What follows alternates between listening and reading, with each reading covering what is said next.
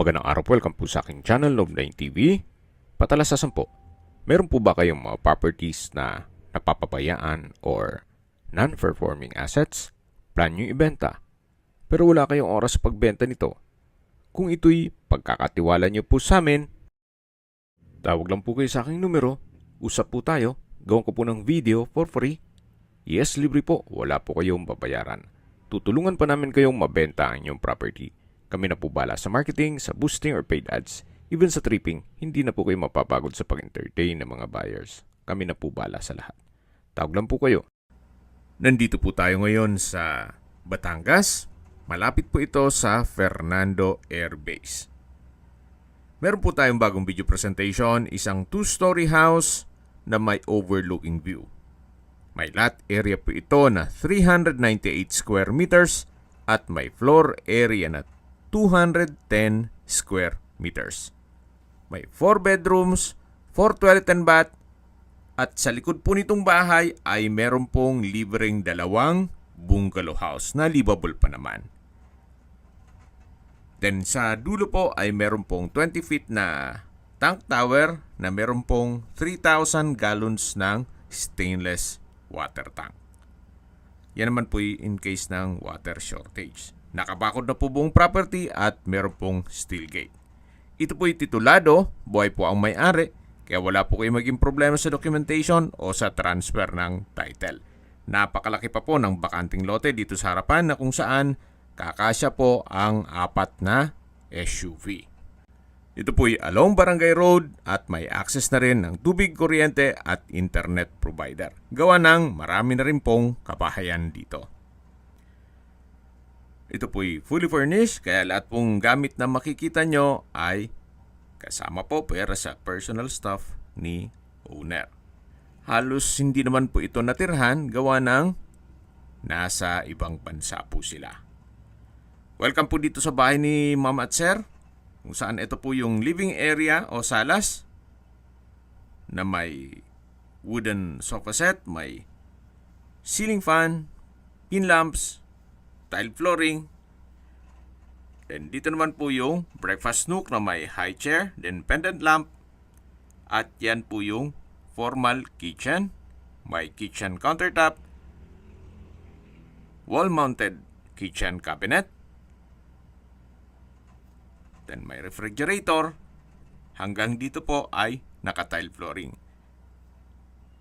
Meron din pong storage ng kitchen utensils. Stainless sink with faucet. At may pass-through window. May gas range and range hood. At dito naman po yung common toilet and bath na kung saan naka-PVC door po ito. Ito po yung shower room na may overhead shower, naka-tile bathroom wall, at may wall-mounted stainless towel rack. Dito naman po yung banyo na may hand wash basin, then water closet, at ito'y naka-tile bathroom wall. Meron din pong bathroom window. Ito po yung access door papunta sa likod ng bahay na kung saan ito po yung tinutukoy ko na may dalawang bungalow house. Balik po ulit tayo dito sa loob. Dito naman po yung dining area na may dining set. Meron pong modern light fixtures. Maayos naman ang pintura ng ceiling at wall. At sa dulo po matatanaw natin yung hagdan o staircase. Then yung main door. At dito naman po ay may kwarto.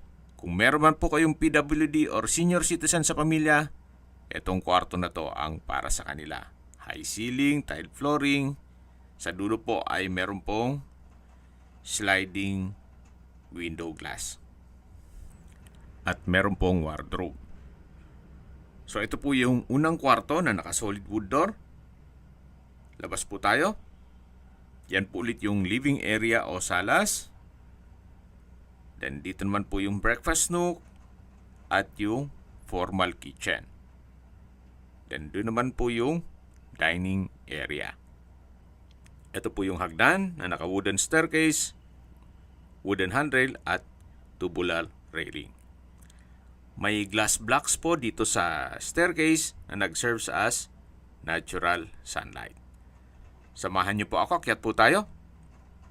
At nandito na po tayo sa second floor. Yan po yung common toilet and bath. Mamaya po check natin yan. Yan po yung hallway. Papunta sa balkonahe. At check po muna natin itong master bedroom. May split type aircon, customized headboard, owning type window glass, with blinds, then wooden design itong tile flooring, at dito naman po yung walk-in closet na may drawer and dresser, wooden door, then tile flooring, at dito naman po yung banyo, toilet and bath na may hand wash basin, water closet with bidet. Ito naman po yung shower area na may shower curtain, may hot shower set, overhead shower, at may bathroom window. Naka-tile bathroom wall na rin po. So ito po yung walk-in closet at banyo ng master bedroom. So, wala na rin po kayong ipapagawa dito. Ang gandahan pa, meron pang aircon at may bed frame. Labas po tayo. Naka-solid wood door na rin po pala yan. Then yan po ulit yung hallway. Ito po yung common toilet and bath. Naka hand wash basin, water closet, shower curtain. At dito naman po yung shower. Naka overhead shower, hot shower set, bathroom window, at tile bathroom wall. Meron din pong wall mounted stainless towel rack at PVC door. So dito naman po yung third bedroom na kung saan malaki naman ang spasyo. May split type aircon, may bed frame and mattress, naka tile flooring, at maayos naman po ang pintura nito. Ito po yung fourth bedroom ng buong bahay. Meron pong sliding window glass, then blinds, tile flooring, at dito naman po yung access door papunta sa balkonahe. So mula naman po dito, meron pong Taal Lake View. Ito pong property ay nasa mataas na lugar. Ang estimated elevation above sea level ay 1,243 feet. Napakatahimik po ng lugar, sariwa ang hangin, at malamig po ang klima. Yan po yung Barangay Road, kaya accessible din po ito ng public transportation. Balik po ulit tayo dito sa loob. Yan po yung access door, naka-solid wood. Then dito naman po yung hallway. Yan po yung fourth and third bedroom. Then sa dulo naman yung master bedroom. At dito naman po yung hagdan na spiral stairs. Ito naman po ay papunta sa roof deck. Akyat po tayo. Then dito po sa taas ay may solid wood door. Then aluminum screen door. At nandito na po tayo sa PU deck. Naka-tile flooring, may tubular railing, then may kubo. Napakaganda po.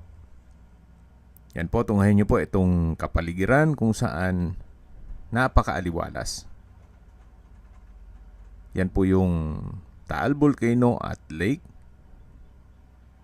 Then meron din pong overlooking view ng Mount Makulot. So zoom po natin ang Taal Lake. Then dito naman po sa kabilang side ay yung Mount Makulot. At habang pinagmamasdan niyo po ito, pag-usapan natin ang distance, location at travel time. Mula po sa Fernando Air Base, ang distance is 4.1 kilometers at ang travel time is 10 minutes. Mula naman po sa De La Salle at Robinsons Mall, Lipa, ang distance is 6.9 kilometers at ang travel time is 20 minutes. Mula naman po sa Lipa Medics Hospital, ang distance is 7.8 kilometers at ang travel time is 23 minutes. Yan po yung lagi kong binabanggit sa aking video na dapat nyo i-consider sa paghanap ng property yung meron pong malapit na hospital. Hindi ko naman po sinasabing sakitin kayo. Yan naman po for emergency purpose lang naman. At mula naman po sa SM Lipa, ang distance is 9.6 kilometers at ang travel time is 27 minutes. Mula naman po sa Manila o sa airport, ang distance is 78.3 kilometers at ang travel time is 1 hour and 20 minutes.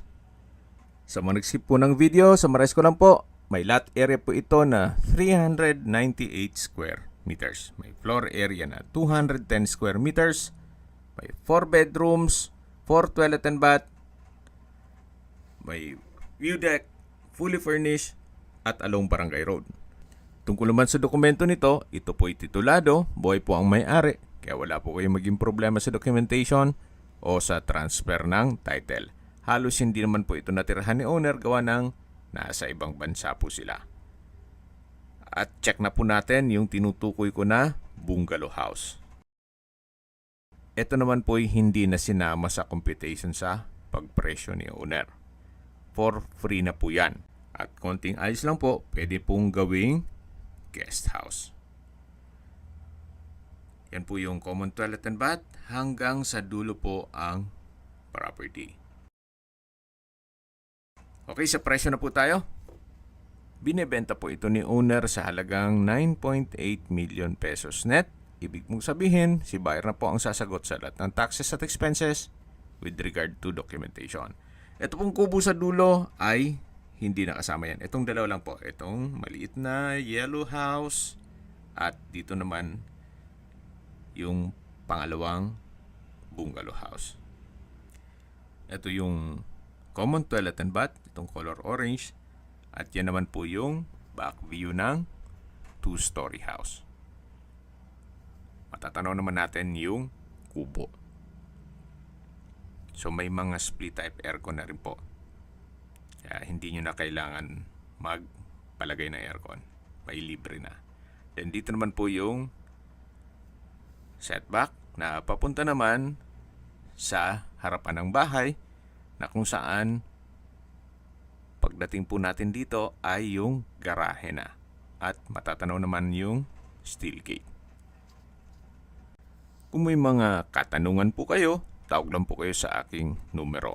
At sa mga kababayan naman natin nasa ibang bansa, meron po akong WhatsApp, Viber, at Telegram. Same number lang po, 0917-316-3399. Sa mga nagtatanong naman po ng aming Facebook, meron po aming Facebook page na Nov9TV at Facebook Real Video. Meron din pong TikTok at Instagram. May ibang YouTube channel po kami, the Nov9TV channel, Nov9TV Listings, Nov9TV On The Spot, Nov9TV Updates, at Nov9TV House Rental. Sana po naibigyan nyo ang video presentation. Paki-like and subscribe na lang po sa aking channel para ma-update din po kayo sa aking future listings. Kung sakali po hanap nyo yung mas malaking sukat ng lupa, meron din po kami ibang listings na pwede nyong pagpilian. Huwag po kayong mag-atubiling tumawag sa amin. Then, let us know your budget para malaman namin kung anong property pwede naming ilog sa inyo. Sa lahat pong viewers, subscriber at nagtiwala po sa amin, salamat po sa suporta. Ingat po kayo lagi at yung pamilya. Maraming salamat